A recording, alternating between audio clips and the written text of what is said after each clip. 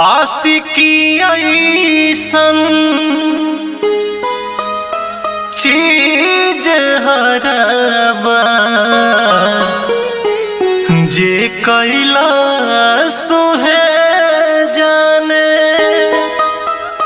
ऐसन गुनाह का भइल रहे हमसे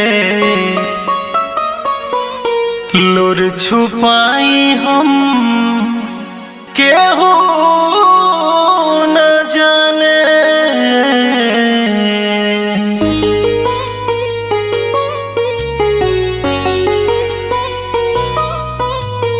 Music by Vikas Sharma।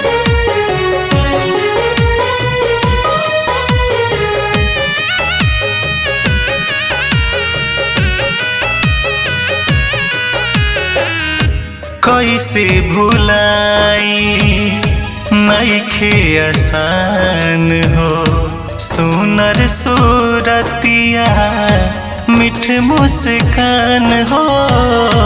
कैसे भुलाई नइखे आसान हो सुनर सूरतिया मिठ मुस्कान हो।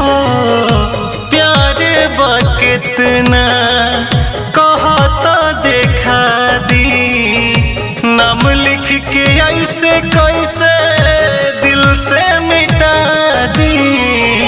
कैसे भुलाई नइखे आसान हो सुनर सूरतिया मिठ मुस्कान हो। कैसे भुलाई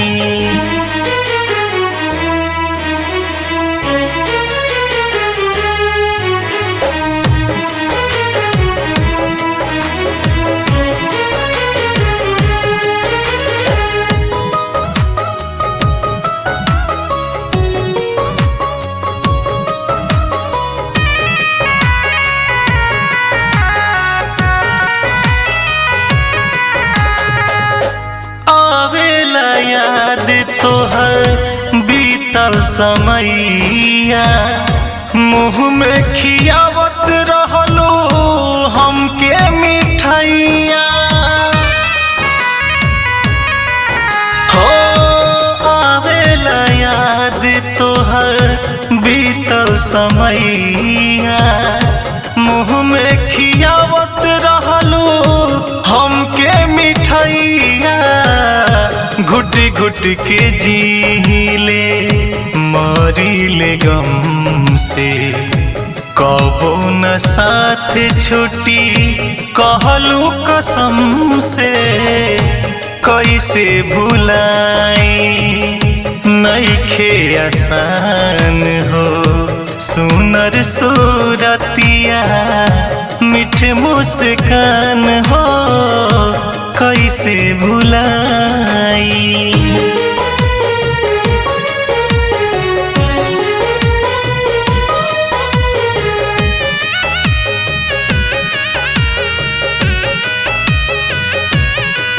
हो जिंदगी के मोर ऐसन सोचनी न आई। रीतिक ललन अंटू बड़ी पछताई हो। जिंदगी के मोर ऐसन सोचनी न आई। रीतिक ललन अंटू बड़ी पछताई। पवन बिहारी सारी दुनिया भुलाई के जाई जनाजा देखी रोबू चिल्लाई के। कैसे भुलाई नइखे आसान हो सुनर सूरतिया मिठ मुस्कान हो। कैसे भुलाई।